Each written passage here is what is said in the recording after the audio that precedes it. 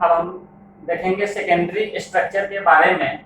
तो secondary structure के बारे में कहा जाता है कि the conformation of polypeptide chain by folding is referred to as a secondary structure.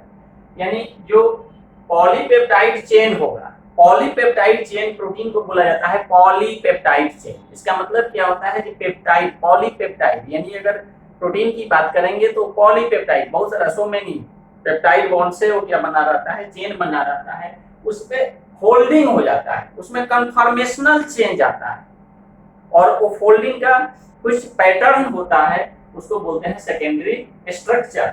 The amino acids located close to each other in their sequence. तो प्राइमरी स्ट्रक्चर के कंपैरिजन में सेकेंडरी स्ट्रक्चर में जो एमिनो एसिड जो होता है वो एक दूसरे से मतलब क्लोज, वेरी क्लोज बोलेंगे कि each other, close to each other मतलब वेरी क्लोज क्या होता है, उसका अरेंजमेंट रहता है उसके सीक्वेंस का।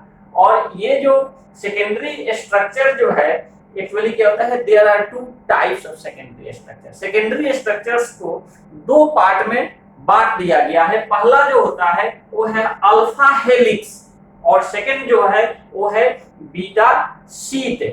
तो ये दो तरह का हुआ। तो थोड़ा सा हम देखते हैं अल्फा हेलिक्स के बारे में कि अल्फा हेलिक्स क्या है। एक्चुअली सेकेंडरी स्ट्रक्चर में ये दोनों आता है और दोनों में क्या होगा, ये जो पॉलीपेप्टाइड चेन होगा उसमें क्या होता है, फोल्डिंग होकर कन्फर्मेशनल उसमें चेंजिंग आता है।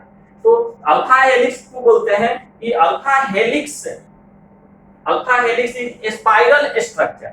ये ऐसे स्पाइरल स्ट्रक्चर होता है and rigid arrangement of the polypeptide chain. और इसमें जो पॉलीपेप्टाइड चेन होगा उसका अरेंजमेंट जो होता है वो रिजिड होता है।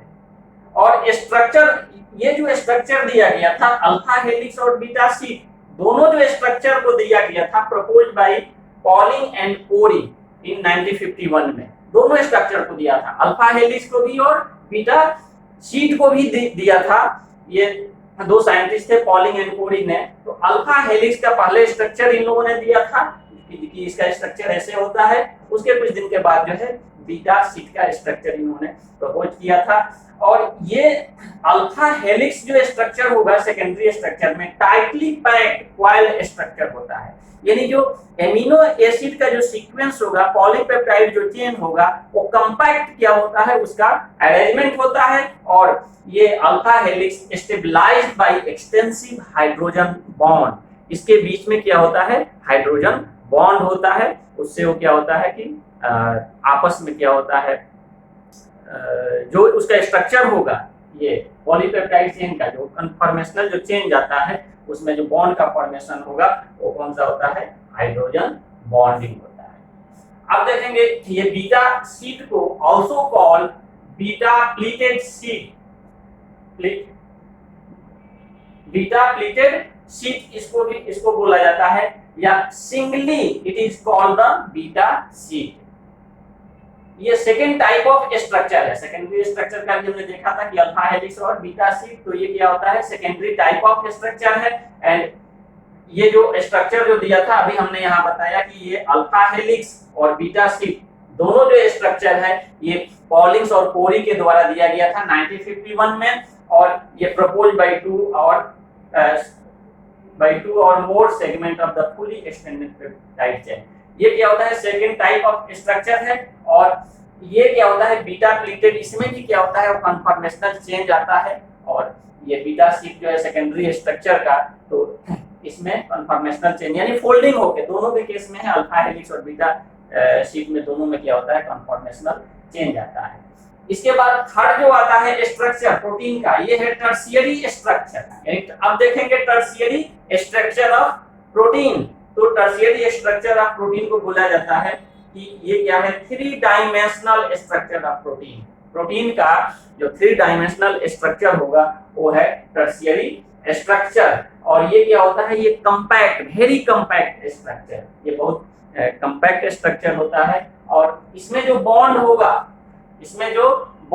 यहाँ देखा था जी, इसमें क्या है, हाइड्रोजन बॉन्ड है सेकेंडरी स्ट्रक्चर में। और इसमें टर्शियरी जो स्ट्रक्चर होगा इसमें जो बॉन्ड होता है इसमें हाइड्रोजन बॉन्ड होता है, आयनिक इंटरेक्शन होता है, आयनिक interaction is also called the electrostatic bond होता है।